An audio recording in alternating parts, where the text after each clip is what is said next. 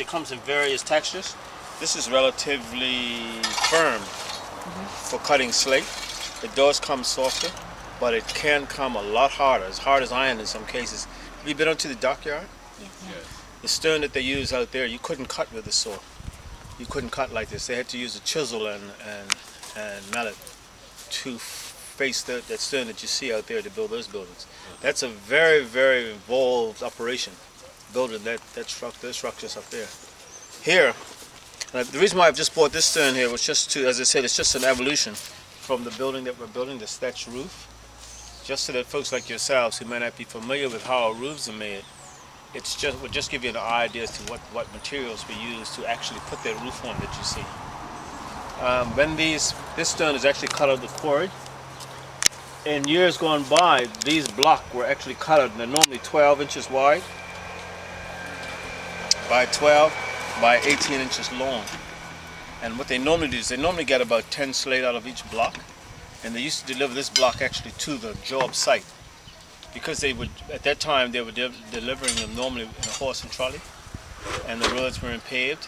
So if they cut each slate, by the time you get there, you could see where there'd be 50% loss by the time you get there.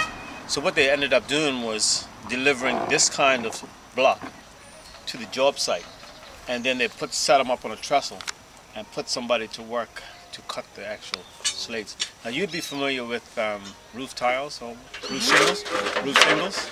The idea is the same. Laying them is the same, but we use a mortar to lay them in. But the idea of laying them and how they overlap, it's basically the same. One big difference would be the weight. It's a very, very involved composite. To get this together, you need the wood frame, then you lay this stone on top, then you lay mortar, a lime-based mortar, then you lay another stone on top of it. So it gets to be pretty heavy once it's up there. Actually, you're quite welcome to have a look inside. I'll just show you inside what we're doing if you got a few minutes. That doesn't look any too easy to cut either. Well, the other thing is, I'm actually using what we would call this is a henstone saw, but under normal circumstances, they would use a long rip saw that would be 7 or 8 feet long. And you guys? Normally one, actually. Normally one. And as I say, what they do is they send this up on a trestle about barrel height. The size of a 55-gallon drum, about that height, it's about this high. And you normally set them up on this long trestle. You might set up 10 in a row.